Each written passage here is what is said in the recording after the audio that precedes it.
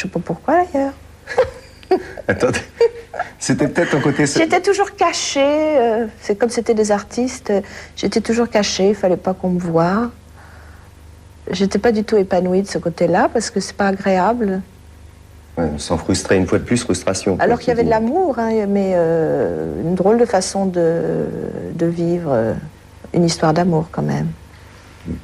T'as pas vraiment apprécié en fait, quoi. Tu t'étiolais. J'ai accepté. Soumise, la petite fille autoritaire? Oui, oui, parce que quand on est amoureux, on accepte les choses. Mais je savais très bien que je savais très bien que quand l'amour retomberait, parce que ça retombe toujours, ça devient autre chose, tout ça, mais enfin ça retombe, je savais que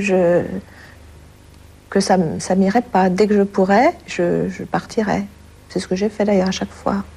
C'est toi qui parles? Oui, parce que quand je me rendais compte qu'on me rendait pas heureuse, j'arrêtais. Parce que je voulais être heureuse, moi. C'était ça, mon but dans la vie.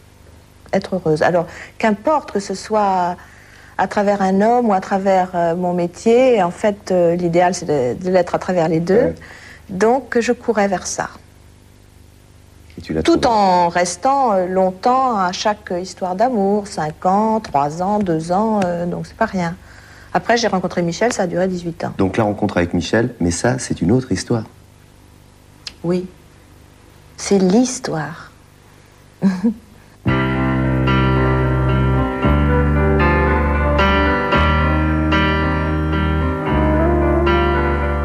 Tous mes amis sont partis, mon cœur a déménagé. Mes vacances, c'est toujours Paris. Mes projets, c'est continuer. France, une rencontre importante, en 1974, c'est celle de Michel Berger. En écoutant la radio. Non, j'ai rencontré Michel souvent, mais on s'est croisés comme ça au cours de tournées. Non, on s'était rencontrés, on avait un soir au cours d'une tournée dîné et on avait parlé, mais alors tu vois comme que quoi, la vie est drôle parce que bon, c'était pas le moment quoi. Tu comprends ça? Oui, je comprends. Je l'ai croisé souvent, mais c'était pas le moment. Qu'est-ce que tu veux que je te dise? Et le moment, ça a été en 74.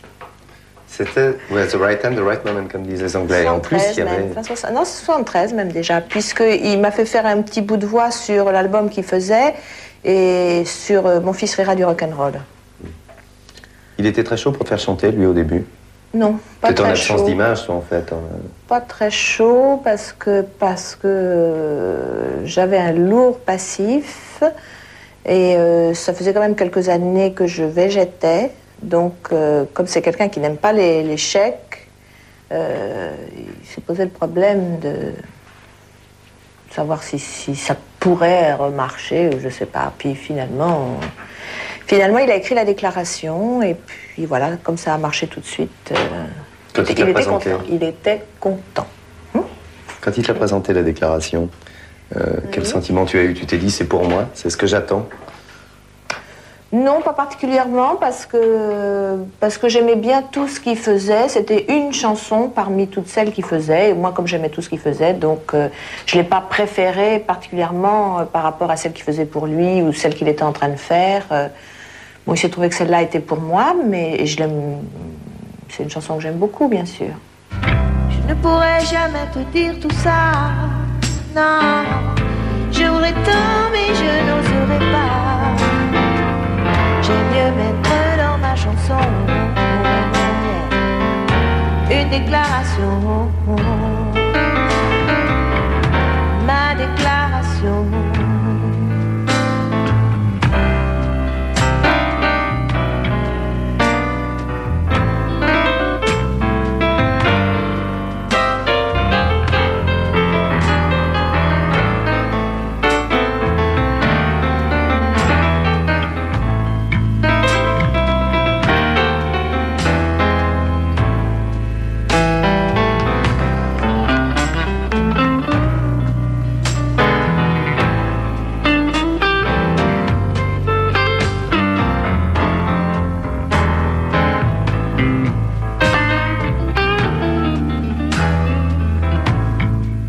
L'album va arriver en 75, France, à la suite justement du 45 tours Déclaration.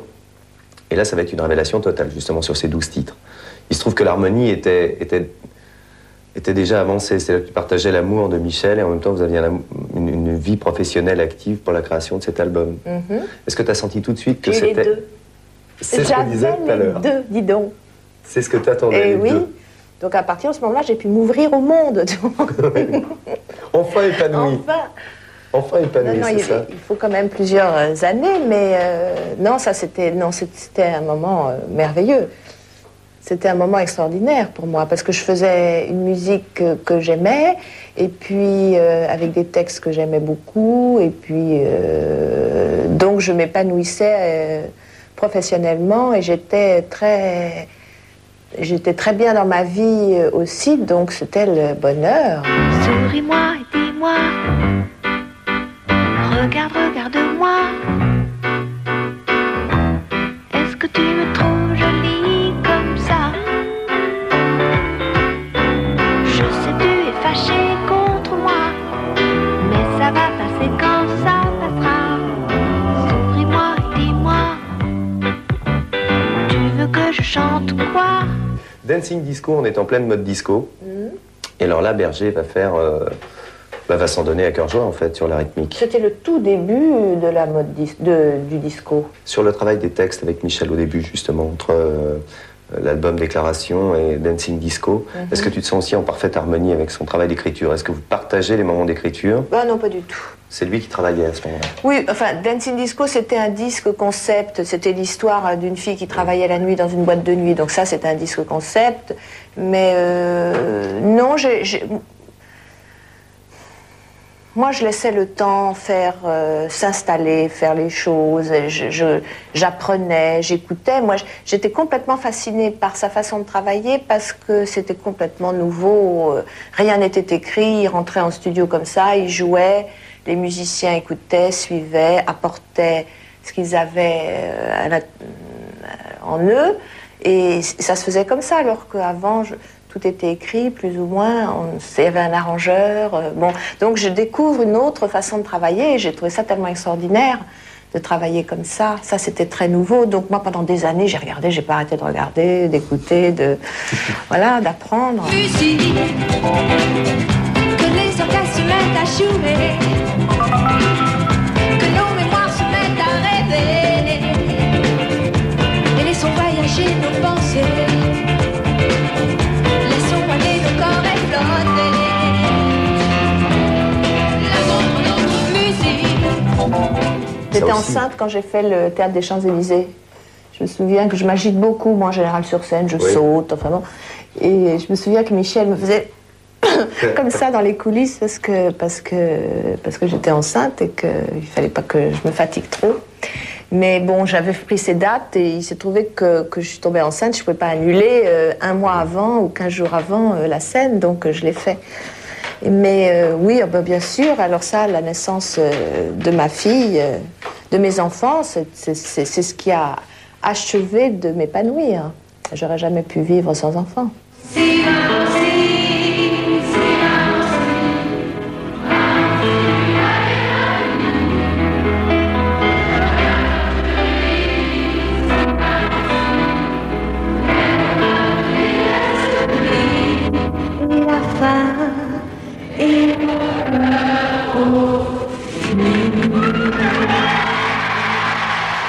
On parlait de concept tout à l'heure, d'album concept avec Dancing Disco, et j'y pensais à propos de Starmania, parce que c'était un truc de Michel, ça. Il avait conceptualisé l'album Dancing Disco, et je présume que déjà, depuis un moment, avec Luc Plamondon, il pensait à son Starmania, avant que de le jouer en 79 au Palais des Congrès.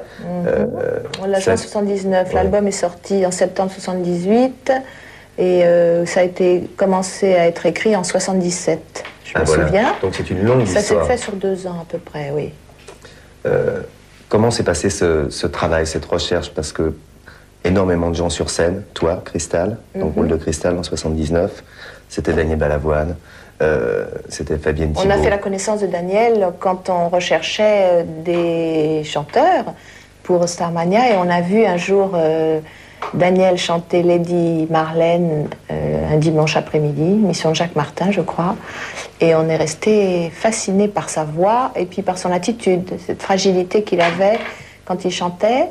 Et on a voulu le rencontrer et on est resté... ça a été un coup de foudre entre lui et nous.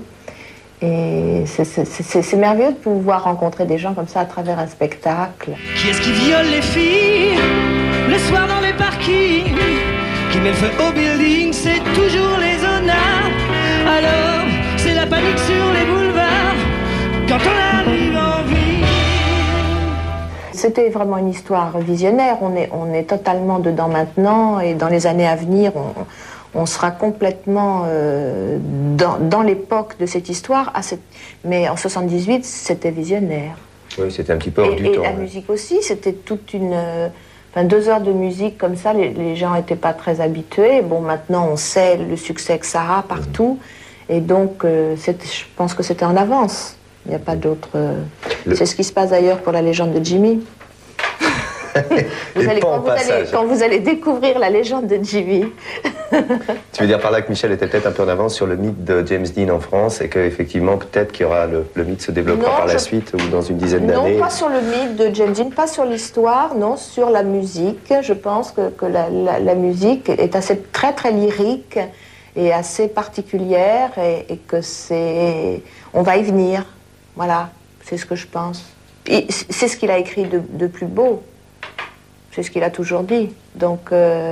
C'est ce que tu penses? Moi, c'est ce que je pense, oui, bien sûr. Oui. La légende de Jimmy, pour moi, c'est la merveille des merveilles.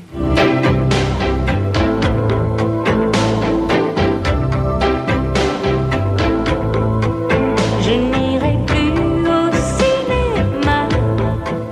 Je t'aimerai pour aujourd'hui.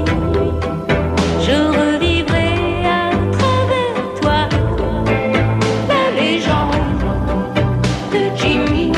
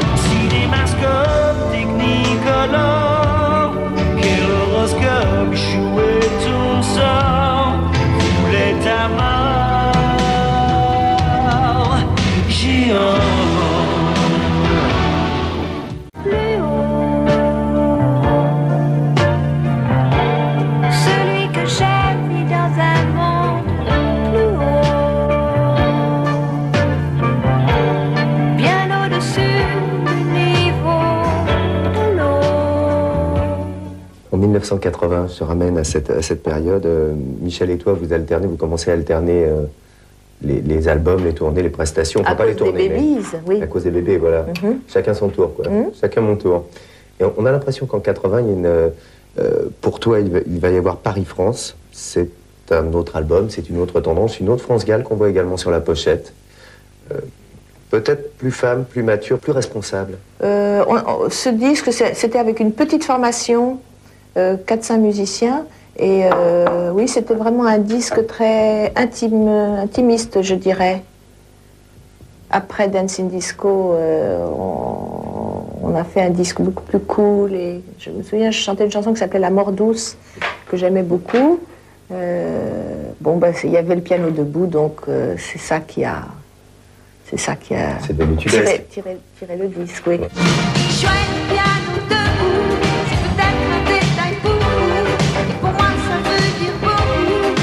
Ça veut dire qu'il est libre, heureux d'être là malgré tout. Chouette piano debout, quand les trouillards sont à genoux, et les soldats au garde à vous, simplement sur ses 2 pieds, voulait être lui, comprenez. 1981, autre naissance, celle de Raphaël. Bon, quoi d'autre? Ouais, Raphaël. Ah bah, si, quand Mon même. petit dernier. Petit garçon. Mon petit dernier. Un petit garçon. Ouais.